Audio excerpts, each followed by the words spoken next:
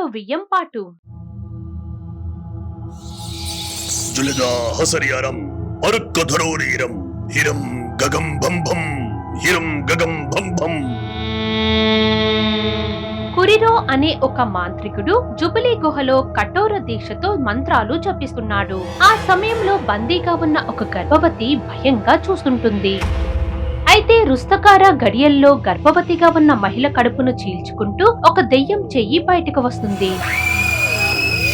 అది చూసి మాంత్రికుడు సంతోషిస్తున్న సమయంలో హఠాత్తుగా ఆ మహిళ ప్రాణాలు కోల్పోతుంది. దాంతో బయటకు రాబోతున్న చెయ్యి తిరిగి మళ్లీ మాయమైపోతుంది.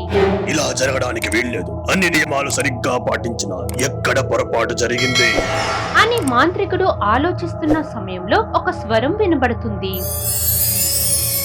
కురిరో, నువ్వు అనుకున్నది సాధించడానికి అనువైన కూన శంభోపురములో ఉంది. కాబట్టి వచ్చే రుస్తకార ఘడియలలోపు పని పూర్తి చేయి.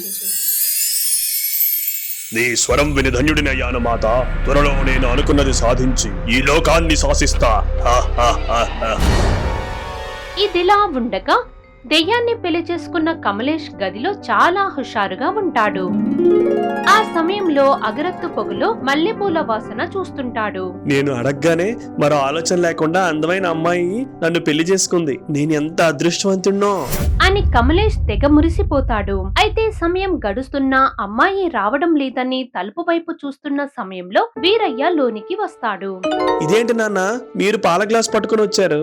నీకు నచ్చిందనే ఎవరో ఏంటో తెలుసుకోకుండా ఒక పిల్లని పెళ్లి చేసుకున్నావు. ఇప్పుడు ఆ అమ్మాయిని అడిగితే తనకంటూ ఎవరూ లేరని చెబుతుంది. పోనీలే నాన్న, ఈ రోజు నుండి మనమే తన కుటుంబం. అబ్బో చాలులే ఈ మాటలు. ఇంతకీ ఆ అమ్మాయి ఇంకా రాలేదు. రెడీ అవుతుందా నాన్న? ఏడిసవులే, పంతులు గారు నీ జాతకం చూసి మరో 10 రోజుల వరకు కార్యం జరగకూడదని చెప్పారు. ఆ మాట వినగానే కమలేష్ డీలా పడిపోతాడు. మరోవైపు మేకప్ వేసుకున్న దెయ్యానికి వీరయ్య భార్య భోజనం వడ్డిస్తుంది. అయితే ప్లేట్ లో అన్ని కూరగాయలు ఉండడంతో ఈ ఆకులు అలములు కాకుండా వేరే కూరలు లేవా అత? ఇంకేం కావాలి తల్లి? నల్ల కోడి కూర, గ్లాసు నిండుగా వేపరసం, బల్లి చర్మం. ఆ మాటలకు అత్త నోరు వెళ్ళబెట్టి చూస్తుంది. అది గమనించిన దెయ్యం చిన్నగా నవ్వుకుని, కంగారు పడకండి అత్త, ఊరికే అన్నానులే. అయినా అవన్నీ తినడానికి నేనేమైనా దెయ్యాన్నా? మీలాంటి ఒక మామూలు మనిషిని. ఒక్క క్షణం నన్ను భయపెట్టేశావు తెలుసా అని మాట్లాడి అక్కడి నుండి వెళ్లిపోతుంది. ఆ తర్వాత దెయ్యం తన అసలు రూపంలోకి మారి హాల్లో తిరుగుతుంటుంది. సరిగ్గా మధ్యరాత్రి వేళలో కమలేష్ చప్పుడు కాకుండా హాల్లోకి వస్తాడు. అయితే చీకట్లో మొహం సరిగ్గా కనిపించకపోవడంతో కమలేష్ దగ్గరికి వస్తాడు. హే దొంగ, ఇక్కడున్నావా? నీకోసం ఇల్లంతా వెతుకుతున్నా. ఏంటి భాగ్యం మాట్లాడడం లేదు? ఈ రోజు మన కార్యం జరగడం లేదని ఫీల్ అవుతున్నావా? కమలేష్ పిచ్చి మాటలకు దెయ్యం లాగి పెట్టి కొడుతుంది. మోటు సరసం. అలా రోజులు గడుస్తుంటాయి. అదే విధంగా తనకు సాయం చేసిన దెయ్యంతో దివ్య స్నేహం చేయడం మొదలు పెడుతుంది. అయితే మెల్లిగా వారి మధ్య బంధం బలపడుతుంది. మరోవైపు కురిరో మాంత్రికుడు ప్రయాణిస్తూ ఆఖరిగా శంభోపురం చేరుకుంటాడు. అలా మాంత్రికుడు ఊర్లోకి అడుగుపెట్టిన క్షణం పార్లర్లో ఉన్న అద్దాలు పగిలిపోతాయి. కంగారు పడకు దివ్య. ఇదేంటి అద్దాలు పగిలిపోయాయి? బహుశా ఏదో చిన్న భూకంపం వచ్చి ఉంటుంది. నువ్వు అదేం పట్టించుకోకు. సర్లే, ఆలస్యం అవుతుంది, నేను ఇంటికి వెళ్ళాలి. తోడుగా నన్ను రమ్మంటావా దివ్య? వద్దులే, నేను వెళ్ళిపోతా. ఇద్దరూ మాట్లాడుకుని షాప్ నుండి బయటకు వస్తారు. అదే సమయంలో కొద్ది దూరం నుండి మాంత్రికుడు వారిని గమనిస్తాడు.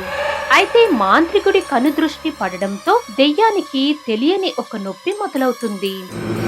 దాంతో దివ్య కంగారు పడుతుంది. అయితే కొన్ని క్షణాలకు మాంత్రికుడు అక్కడి నుండి మాయమైపోతాడు. అప్పుడు దెయ్యం తిరిగి మామూలు స్థితిలోకి వస్తుంది. నీకు ఇప్పుడు ఎలా ఉంది? పర్లేదు దివ్య, నువ్వు బయలుదేరు. సరే, నువ్వు జాగ్రత్త అని దివ్య అక్కడి నుండి బయలుదేరి వెళ్లిపోతుంది. మరోవైపు ఇంట్లో ప్రశాంతంగా కూర్చున్న వీరయ్య వద్దకు కొడుకు కమలేష్ వస్తాడు. నాన్నగారు, రోజులు చాలా నెమ్మదిగా గడుస్తున్నాయి కదా? అసలు ఈ బాధేంట్రా? ఉదయం నుండి ఇదే ప్రశ్న అడిగి బుర్ర తినేస్తున్నావు. అదే నాన్నగారు, పూజారి చెప్పిన గడువు రోజులు ఎప్పుడు పూర్తవుతాయని మళ్ళీ పూలు పళ్ళు అన్ని తెచ్చుకోవాలి కదా. చిచి, ఏదో యుద్ధ సైనికుడిలాగా ఎందుకలా ఆరాడిపడిపోతున్నావు?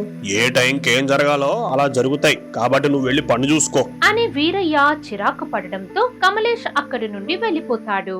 మరోవైపు మాంత్రికుడు శ్మశానంలో ఒక మట్టి పాత్ర ఎదురుగా పెట్టుకుని పూజలు చేస్తుంటాడు. అప్పుడు మాంత్రికుని అరచేతి నుండి రక్తం కారుతూ ఆ మట్టి పాత్రలో పడుతుంది. ఆ తరువాత మాంత్రికుడు తన తల వెంట్రుకలు, చర్మం తీసుకుని రక్తంలో కలుపుతాడు. నా కోరిక నెరవేరే సమయం దగ్గరలోనే ఉంది, ఇక నాకు ఏ అడ్డు లేదు అని మాంత్రికుడు ఎంతగానో సంతోషిస్తాడు. అలా 2 రోజులు గడిచిన తర్వాత అమావాస్య రోజు నాడు దివ్య ఎప్పటిలా దెయ్యాన్ని కలవడానికి వస్తుంది. అప్పుడు దెయ్యంతో సరదాగా కాసేపు సమయాన్ని గడుపుతుంది. ఆ తర్వాత దివ్య ఇంటికి వెళ్ళడానికి ఒంటరిగా షాప్ నుండి బయలుదేరుతుంది. అసలు దెయ్యంతో నేను స్నేహం చేయడమేంటో భలే విచిత్రంగా ఉంది. అసలబసల భవబంభం, అసలబసల భవబంభం. ఎవరది? క్షణానికి దివ్యలో భయం ఎక్కువవుతుంది. దాంతో దివ్య వేగం పెంచి నడుస్తుంది. ఆ సమయంలో మార్గం మధ్యన ఒక మట్టి పాత్ర కనబడుతుంది. అప్పుడు దివ్య అదేంటని దూరంగా చూస్తున్నప్పుడు ఒక వాయువు విడుదలై దివ్యను స్పృహ కోల్పోయేలా చేస్తుంది. మాత, నీవు చెప్పిన కూన దొరికింది. ఈ క్షణమే రుస్తి కార్యం మొదలు పెడుతున్నా. మాంత్రికుడు 2 రోజుల క్రితం సిద్ధం చేసిన ద్రవం దివ్యకు తాగిస్తాడు. అలా పని పూర్తయిన తర్వాత మాంత్రికుడు అక్కడ నుండి మాయమైపోతాడు. అయితే కొద్ది సమయానికి దివ్య స్పృహలోకి వస్తుంది. ఆ సమయంలో తన పరిస్థితి ఏంటో అర్థం కాని దివ్య మెల్లిగా అక్కడి నుండి నడుచుకుంటూ ఇంటికి చేరుకుంటుంది. దివ్య, ఇంతసేపు ఎక్కడ తిరిగొస్తున్నావు? నాకేం తెలీదమ్మా, నాకు బాగా నీరసంగా ఉంది. మనం రేపు మాట్లాడుకుందాం. సర్లే, భోజనం చేసి పడుకో. నాకు ఆకలిగా లేదమ్మా. కనీసం పాలైనా తాగి పడుకో. సరే అమ్మా, నేను నా గదిలో ఉంటా. పాలు వేడి చేసి తీసుకురా అని దివ్య తన గదిలోకి వెళ్లిపోతుంది. అయితే కాసేపటికి దివ్య తల్లి పాలు తీసుకుని గదిలోకి వస్తుంది. అప్పుడు పాల గ్లాస్ కూతురికి ఇచ్చి వెళ్లిపోక దివ్య పాలు తాగే ప్రయత్నం చేస్తుంది. కానీ ఎందుకో ఆ క్షణం పాల వాసన భరించలేకపోతుంది. దాంతో పాలు తాగకుండా పక్కన పెట్టి పడుకుండిపోతుంది. ఏవండి, అసలు మీకు కొంచెమైనా మన అమ్మాయి గురించి ఆలోచన ఉందా? ఇప్పుడు ఏమైంది లక్ష్మి? ఏమైందని తీరికగా అడుగుతారేంటండి? మన అమ్మాయికి పీటల మీద పెళ్లి ఆగిపోయింది. ఆ విషయం ఏమైనా గుర్తుందా? గుర్తుందిలే. నేను నా ప్రయత్నాల్లో ఉన్నా. మొన్ననే పెళ్లిల బ్రోకర్ ని కలిసి మాట్లాడాను. అవునా? ఏమైనా సంబంధం చూసారా మరి? లేదు లక్ష్మి, ఏదైనా ఉంటే కబురు పెడతా అన్నాడు. ఈ ఏడాది ఒక అయ్య చేతిలో పెట్టేస్తే మనం కొంచెం ప్రశాంతంగా ఉండొచ్చండి. అలా ఇద్దరు దివ్య పెళ్లి గురించి మాట్లాడుకుంటారు. మరోవైపు మాంత్రికుడు శ్మశానంలో కూర్చుని మంత్రాలు జపిస్తాడు.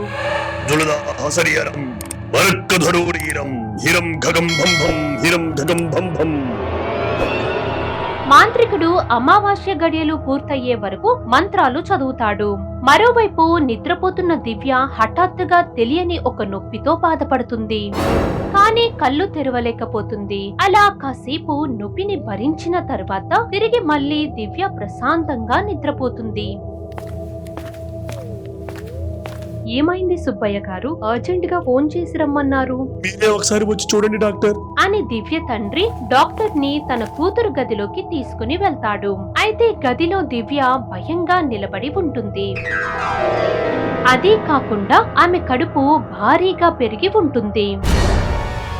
అప్పుడు డాక్టర్ అందరినీ బయటకు వెళ్ళమని చెప్పి దివ్యను ఒంటరిగా పరీక్షిస్తుంది. ఏవండి, అసలు రాత్రికి రాత్రి మన అమ్మాయికి ఏమై ఉంటుంది? డాక్టర్ గారు చూస్తున్నారు కదా, నువ్వేం కంగారు పడకు. కొద్ది సమయం తర్వాత డాక్టర్ గదిలో నుండి బయటకు వస్తుంది. అయితే డాక్టర్ ఏం చెప్పబోతుందని దివ్య తల్లిదండ్రులు చూస్తారు. మీరు కొంచెం గుండె ధైర్యం చేసుకుని నేను చెప్పేది వినండి. మీ అమ్మాయి దివ్య గర్భవతి. ఆ మాట వినగానే దివ్య తల్లిదండ్రులు ఆశ్చర్యపోతారు.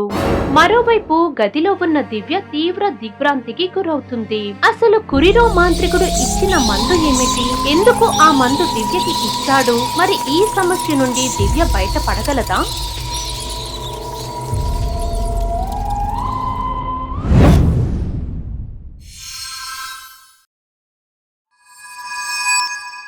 For more horror stories, please subscribe our channel.